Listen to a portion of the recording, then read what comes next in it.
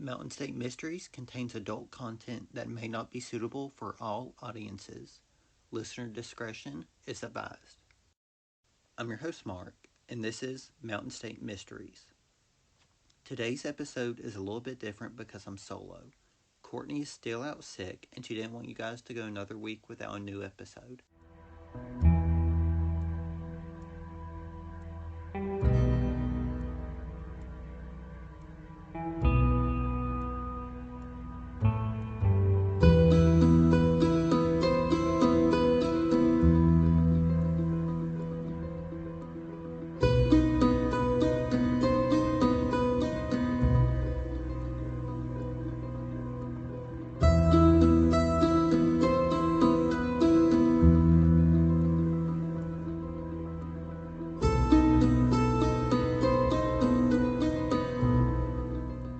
Today, I want to tell you the rest of the story of a man who lured his victims through the Lonely Heart advertisements, claiming he was looking for love, but ultimately murdering them for their money.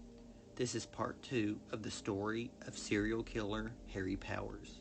Throughout Harry's life, he had a few different aliases, and I will be referring to him under those aliases as I tell his story.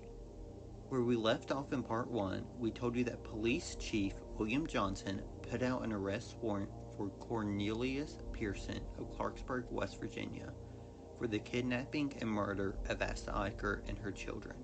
If you haven't listened to part 1 yet, I suggest you pause this episode right here and go listen to it. It will help you get up to date on everything going on in Harry's story. Harry is now in handcuffs at the police station, being questioned on what he knew about Asta Eicher and her children. He kept denying that he knew them and that he didn't know the name Pearson. He was shown all of the letters taken from him upon his arrest. Harry said, "Fine, I used the name Pearson for fun. Yes, I knew Asta Eicher and her children. I put them aboard a train to Denver, where Miss Eicher planned to marry a fella named Charles Rogers." Harry would promise love and marriage to women all over the United States. 3 of the letters he had on hand promised love to a woman in Olean, New York. He confessed love to one in New Bern, North Carolina.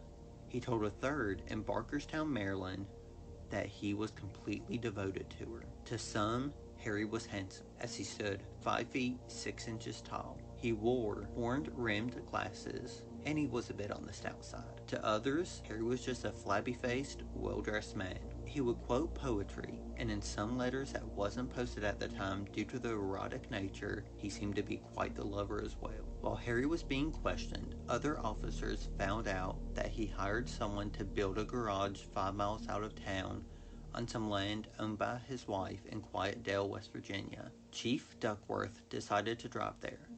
He first questioned neighbors. They all stated that Harry would arrive to the garage around midnight and stay for a few hours. When Duckworth entered the garage, what he saw, he automatically sent for backup. The garage floor was covered in deep brown stains. The stains were dry blood. You can see images from inside the garage on all of our socials and our website. Duckworth and the other officers who arrived to help him search walked downstairs and saw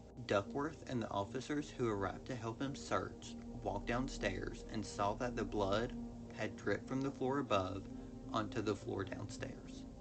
There were 4 cells, each with their own door and lock. 2 of the 4 cells didn't have any ventilation whatsoever. In one of the cells, there was a blood-stained mattress in the corner. All of this was disturbing to the police, but what they saw hanging from the rafters sent chills down their spine.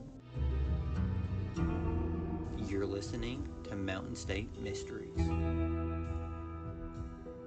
What they saw was a long rope tied in a noose that was hanging right above a trapdoor that led into the basement. Police continued to do their walkthrough, where they found a large trunk. What they found inside was clothing, jewelry, pictures, and letters. As word started to spread through the town of Quietdale, people came from all over. Police had to hold them back, and some started to dig around the property. It wasn't long before a burlap sack was found. The smell coming from the burlap sack was so foul. When someone opened it, what they saw, with her hands tied behind her back, was the decomposing remains of Asta Eicher. Not too far away, another burlap sack was found. In it were the remains of 2 girls and a boy. There was a blood-stained hammer and wrench. The girls were gagged with their hands tied. The boy's head had been bashed in. A medical examiner identified the bodies as Asta Eicher and her children, Greta, who was 14, Harry, who was 12, and Annabelle, who was just 9 years old. The discovery of the murders caused an outrage in Quietdale and Clarksburg. While this was just the beginning, more information came to light about Harry's secret life. Harry is still in custody at the Clarksburg Police Department. He said that he knew nothing about their deaths. Mobs started to surround the police station. The people of the mob was angry and wanted to lynch Harry for his crimes. They started to shout, "Bring the man out." Harry begged to be put into a safe cell. While all of this was going on, the police started to search Power's home. While looking for more evidence, they found a trunk in the basement containing items that belonged to the Eicher family. Harry's wife Luella and her sister were arrested and brought to the station. Police questioned Luella. She said, "Harry gave them to me and I didn't ask where he got them." In the other room, Luella's sister told police how Harry used to work as a vacuum salesman and he was fired for theft. He was a wonderful husband to Luella, and we of course gave him money when he needed it. He rarely asked for it. Luella's sister was soon released. However, Luella was kept for further questioning. She began to talk about her and Harry's childhood, friendship, and marriage. She said Harry was born in Cedar Rapids, Iowa, 42 years ago. My aunt married his uncle, which makes us second cousins. We've known each other since we were kids. We reconnected and married June 1st, 1927. She talked about the garage Harry built where her old family's home was after a mysterious fire burned it down. She told them Harry wanted a place where he could make blueprints. Police questioned the distance from their house to the garage. She replied, "Well, that ain't funny. Later, he was going to build a nice cottage and maybe we were going to live there." Luella was right about one thing. It wasn't funny. Harry's intentions for the garage would never make a home. Harry was a calculated killer and wanted somewhere he wouldn't be bothered. While Luella was being questioned, police were going through the trunk that was found in the garage. One of the many things they found was a bunch of letters from Luella to Harry. Police knew one thing. What Luella said about her and Harry growing up together, the letters proved to them that they did when Luella herself was a mail-order bride to Harry. Why would she lie? When she was confronted with the letters, she grew annoyed and continuously denied it. The letters were ultimately damning. It also appeared that Luella herself tricked Harry into marrying her. In the letters, Luella told Harry that she was a maiden and that she had never been married before, when she was actually married to Ernest Naeselius in 1903 when she was 17 years old. Ironically, Ernest was also arrested and charged with murder prior to their marriage. Luella gave birth to a son that passed away shortly after. In 1926, Harry and Luella would start to write to each other through the Lonely Heart advertisement. The letters first dating June 26, 1926. Mr. Powers, you are most welcome and very much appreciated letter received and read many times. With pleasure, your letters are so interesting. Oh, and that sweet and dear little photo. You certainly are a fine-looking gentleman, and I think awfully sweet and would be a real nice prize for little Luella. I'm sorry I haven't any pictures of any kind, but you can take my word for what I'm telling you. I have fine character, light brown hair, and hazel eyes, fair complexion, wear glasses, 5 feet 6 inches tall, and weigh 160 pounds. I will be 40 years old on the 5th of next month. We own several houses here and also property in the country. We have a fine gas well. No, I don't think it any harm to get acquainted by this method, as I would rather find my true love in this way, as I don't care for any of the Clarksburg men. For my lot in life, I would love to share it with a man whose heart is true, and I'm kinda thinking I'm on the right road. I'm considerably nice looking and always attended strictly to my own affairs. I have a real loving disposition, as loving as a sick kitten on a warm brick. Do you have a car? I have a player piano and some nice love songs. Mainly, sprinkle me with your kisses and let me call you sweetheart. Are they pretty? Answer real soon, with best wishes and love. Lovingly yours, Luella B. Struther. One thing, Luella is denying the facts. The letters are there in black and white. They met through mail, and she always had the feeling he was talking to other women as well. Luella always claimed she wasn't jealous, especially in the letter from August 9th, 1926. You never confessed to me how many ladies you are corresponding with. Won't you tell me, cutie? There isn't a drop of jealous blood in my fat little body, but I think we should be on square with each other now. You know the books are closed of the past and the future that is now counting.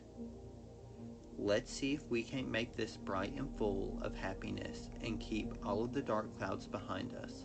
Some say that all the dark clouds have silver linings, but I am wishing for them to vanish like dew before the morning. Luella. You're listening to Mountain State Mysteries.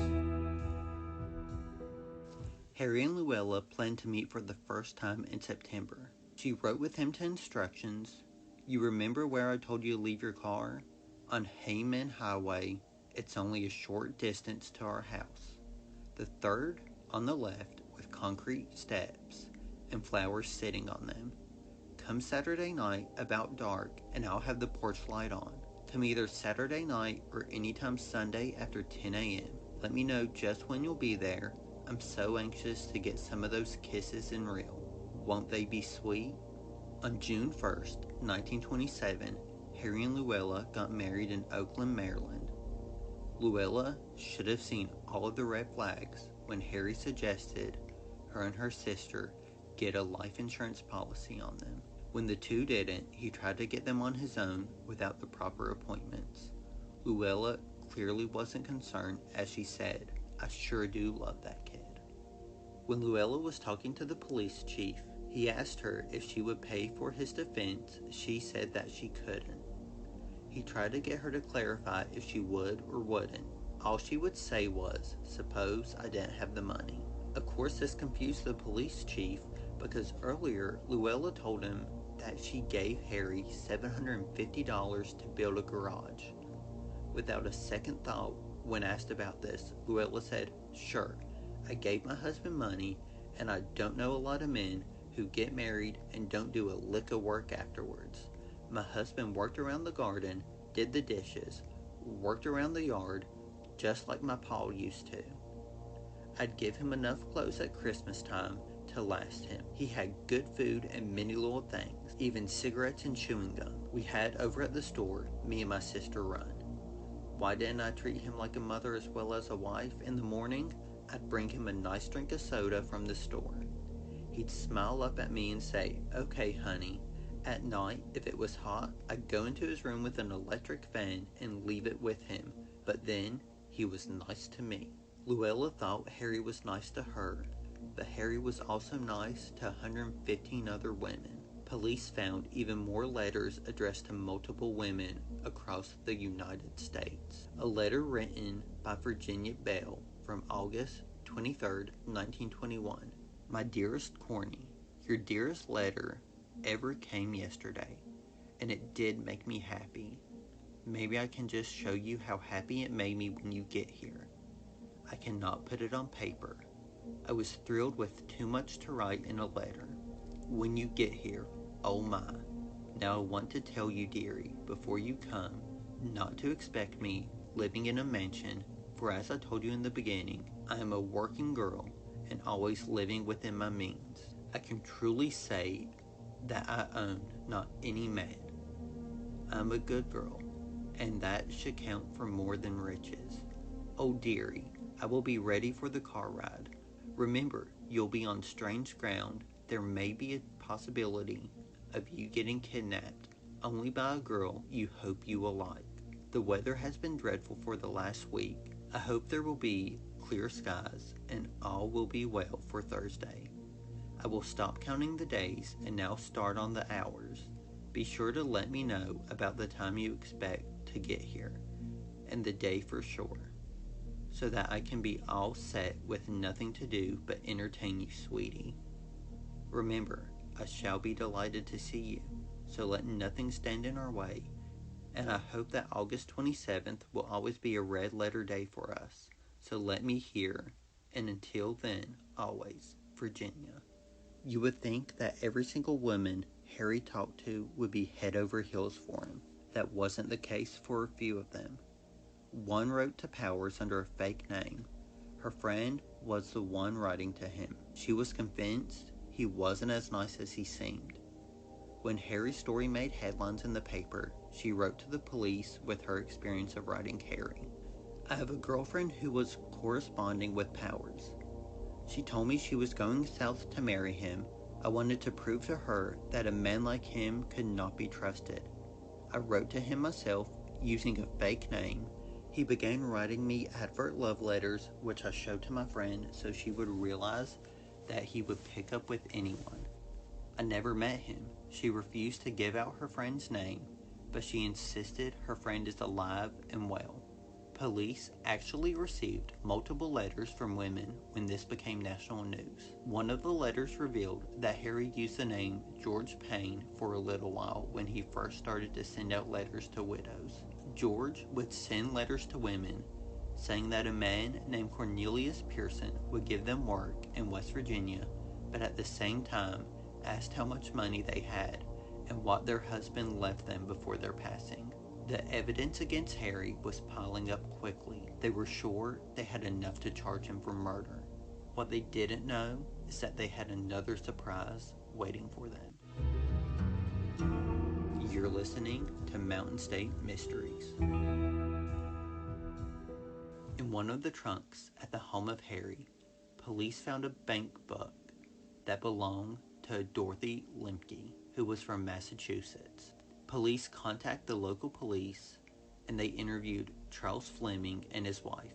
Dorothy's brother-in-law and her sister identified Harry by picture. That's the man my sister Dorothy took away to marry. She said he went by the name D.P. Lowther from Virginia. Dorothy told me she was writing a matrimonial agency for a thrill. I warned her of the dangers, and she just laughed. Letters police found in the trunk led them to believe that writing the letters became more than a thrill. The first letter written by Harry was found, and he definitely talked about more than friendship. Dear Miss Lemke, as I have a little spare time, I will spend it by writing a few lines. I want to say that I was very much impressed with your appearance yesterday. You certainly are a well-preserved woman. To my way of thinking, just the right size and weight. I never did fancy a slim woman, but prefer them plump. I suppose you have begun the books that I gave you? The books were on sex psychology by Havelock Ellis and Dr. W.F. Robbie. The chapter on the art of love in the book is the most valuable. Dr. Robbie, who is a good friend of mine, tells me that he has letters from ministers asking if they would have that chapter reprinted into pamphlet form. When you have read some of these books and know a little more about sex, I would love to suggest that we exchange our sex history. You can clearly tell Harry and Dorothy were more than just messaging for the fun of it. Harry was pushing the boundaries with Dorothy, and personally, I think she loved it. Dorothy ended up falling in love and agreed to marry Harry. Her sister said they had been talking for several years, and that in July of 1931, Dorothy left with him. 2 weeks later, the Flemings received a letter, supposedly written by Dorothy. Hello everybody. I'm feeling fine physically, but very disappointed with my marriage. We have completely broken up. We had a disagreement, and I guess it was more my fault, as I have been telling things that weren't true and they were found out. It made him very mad, so I put a note in the car while he was not there, and I simply walked away. It is perhaps all for the best, and I am terribly ashamed of it all. I am going to Chicago to try to find employment. I have the name and address of a lady seeking a woman companion. I will write from there. I hope you are all well. Dorothy's sister couldn't help but feel sad for her. Something wasn't adding up to Dorothy's brother-in-law. My wife thought they were in Dorothy's handwriting. I thought the writing was too small. It looked like it had been copied. Then again, the words were spelled too good for Dorothy. Another letter from August 18th was mailed to the Flemings. This one appeared that Dorothy was in a better mood. Hello everybody, here I am again. I thought that I would tell you that we will go on our trip the day after tomorrow. We will be gone for 10 months and we are going to be going through Europe, China, Japan, and other places. I'm so glad now that I did not get married, for I would have really missed out on all of this. I don't think I will ever get married now. Please don't tell anyone of the outcome of my marriage plan. I feel so ashamed that I do not believe I could face anyone from there again. Do not worry if you do not hear from me for a long time, as it's mighty difficult to write, but I will try to find the time to at least send you a card once in a while. I will now close with best wishes and love to all. Dorothy.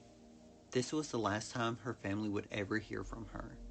It would be the last time anyone would hear from her. Along with the bank book, there was a slip that showed she'd closed out her bank account in the amount of $4,000. Where did all of her money go? That's when police realized the day before Harry was arrested, Luella had deposited a check for over $3,000. Luella told police that Harry had given her the money as a payment for the garage and other items she paid for. Police started to wonder if Harry stole the money from Dorothy. Like we said in part 1, he was known to have a history of doing that, asking for their hand in marriage, taking off with their money, and personal belongings. What bothered police more than the theft is not knowing where Dorothy was. They didn't know this, but soon they would. You're listening to Mountain State Mysteries. On August 30th, 1931, police were searching for more evidence of the potential victims of Harry. Not too far from where police found the remains of Asta Eicher and her children, they found another shallow grave. What was found were the remains of another woman, stocky, with long black hair.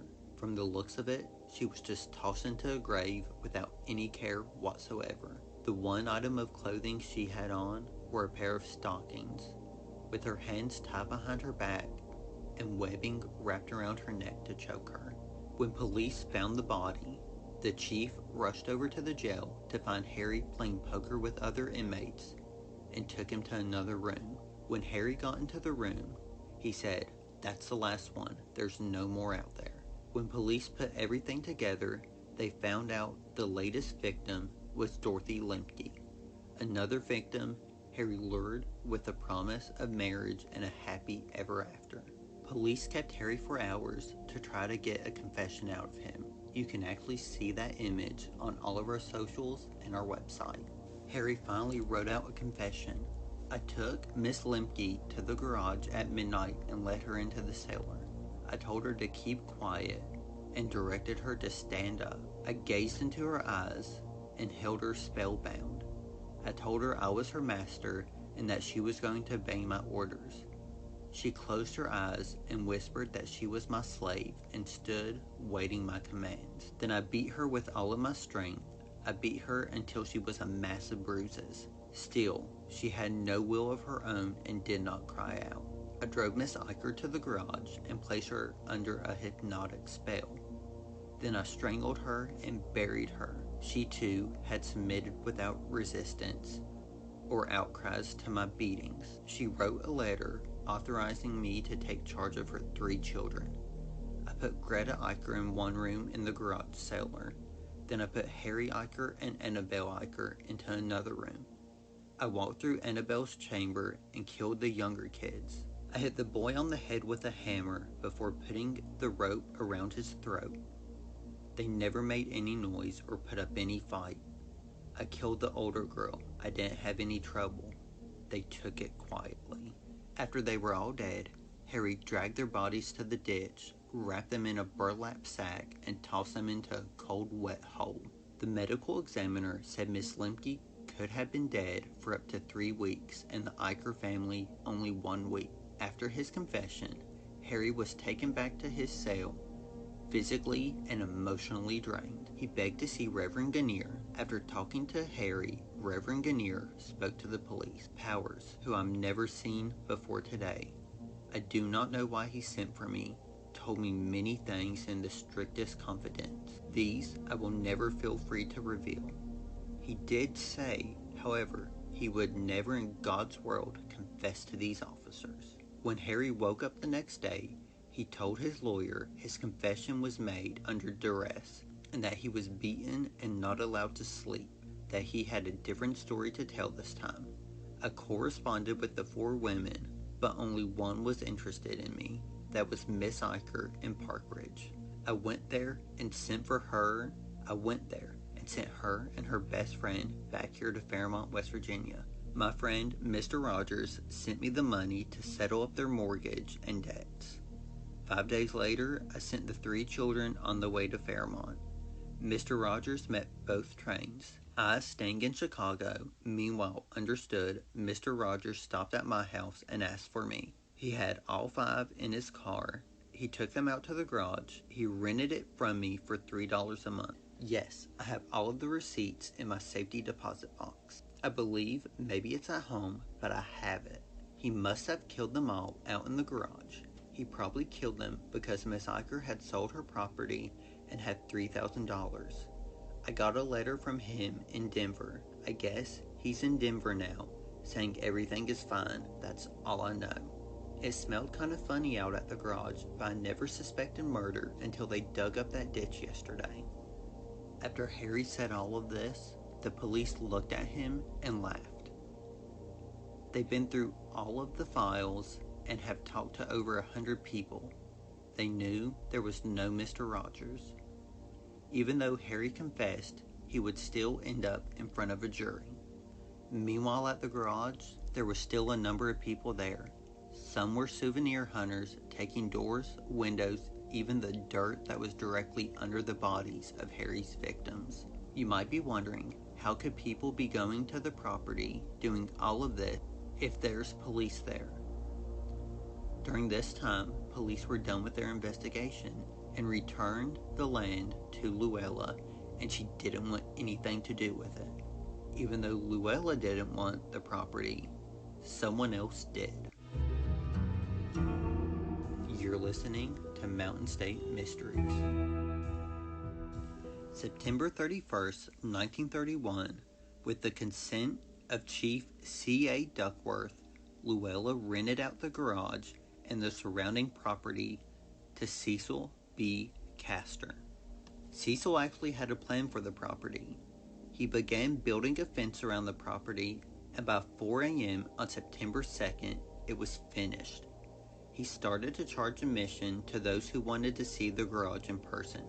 He charged 25 cents for adults and 15 cents for children. The locals protested this so-called horror exhibit. They couldn't understand why someone would want to make a profit off of Harry's horrible crimes. During the early hours of September 5th, a group of vigilantes called the Night Riders showed up to the garage, where they wore handkerchiefs for masks and tore down the fence. When they were finished, they piled up the fence in a nearby field and set it on fire as a message to Cecil that they didn't want this in their town. Well, Cecil apparently didn't receive that message. He simply rebuilt the fence.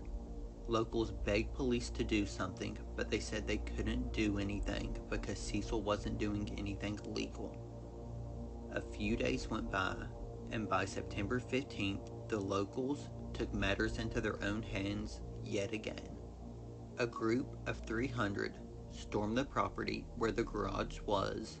With tools in their hands, they tore down the 6-foot metal fence and fought 2 armed guards and burnt down the guards' headquarters. This time, when they were done, they left a note. To whom it may concern, let this be a warning that this fence not be built again. Good citizens of Harrison County. After that, Cecil never attempted to rebuild another fence. More than 5,000 people paid for entry during the time the exhibit was open. When the residents of Harrison County thought it was starting to become quiet again, with the murder exhibit closed, Harry was still in jail. Police found what they believed to be a sixth victim in a black book, who the police knew all too well. A local, Stamatis Stikas, a 42-year-old Greek immigrant who went missing in June, but his body was found in a snowbank in sight of a local Greek Orthodox church in November of 1931. He owned a shoe-shining store in Clarksburg, and the last person he was seen with in his shop was Harry Powers. Police questioned Harry about this, and he said they were close friends and that he saw him on the day of his disappearance, but he denied responsibility of his disappearance. Police to this day have not ruled out Harry for the reasoning of his disappearance or murder. On the day he went missing, he had two $100 Liberty bonds and $30 in cash. Powers could never provide an alibi for the day of his disappearance. On December 7, 1931, 1,200 people entered the Moore Opera House in Clarksburg, West Virginia, to witness the 5-day trial of Harry Powers. Harry was walked in by state troopers in handcuffs. When he was on stage, he turned and looked around to the packed room. He just saw faces staring back at him. During the trial, Harry showed no emotion, especially when his own lawyer said some people are saying hanging is too good for him. Powers took the stand, and prosecutors asked him what he had to gain from talking to these women. I had a lot of matrimonial trouble. Charlie Rogers suggested that I try to find a new wife and try to get out of trouble. I jumped at his suggestion. Only one member of the jury showed his true emotion towards Harry. His face was pure disgust as Harry returned to his seat.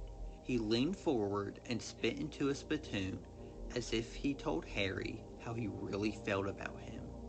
When the medical examiner took the stand, he discussed the murders in detail, and a smile could be seen on Harry's face.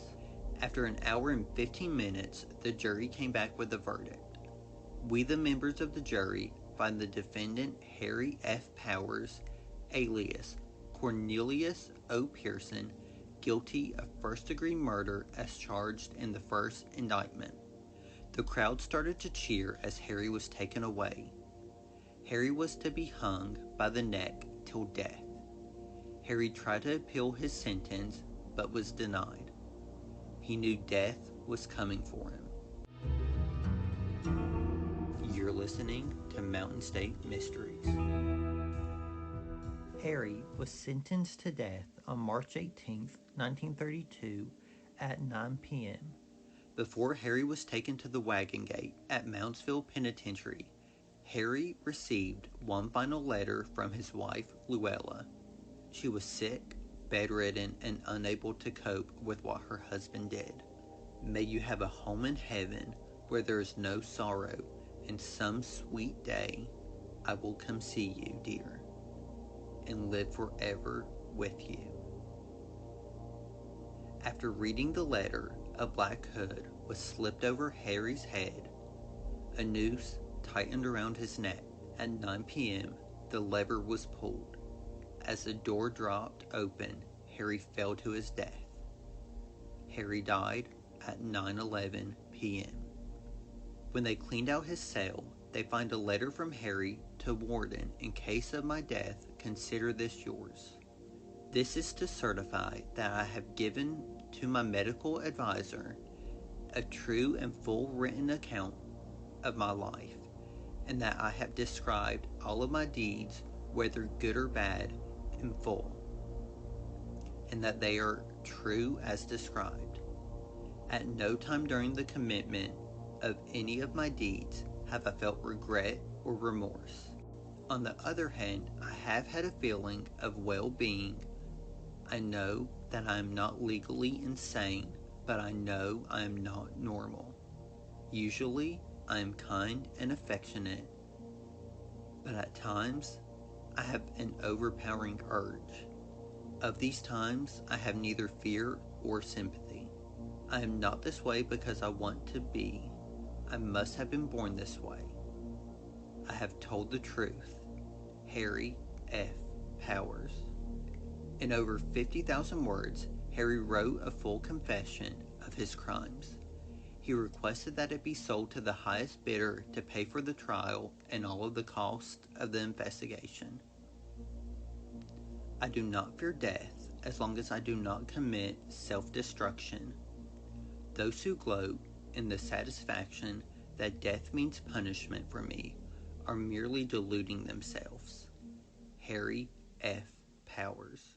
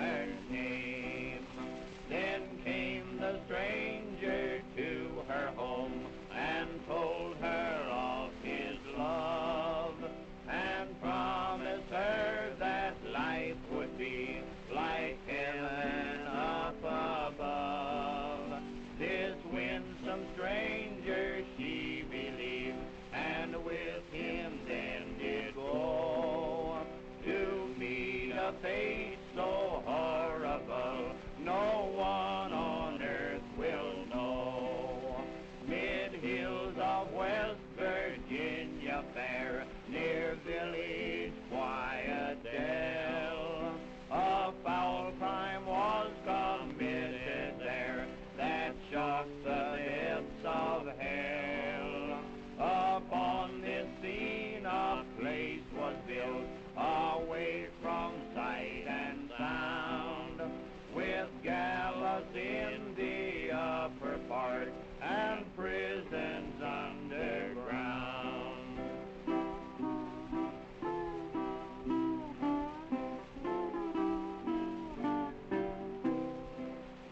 The prisons were without a door, devoid of air and light, with deadly gas jets on the wall, presents a gruesome sight. The blood stain on the prison floor, the graveyard just outside, when taken all together, tells just how the victims died. This is a solemn warning then to all the ladies fair. Do not confide in strangers that you meet from everywhere. A moral lesson this should teach, for one can never tell, lest you be lured unto your doom, like those at Quietdale.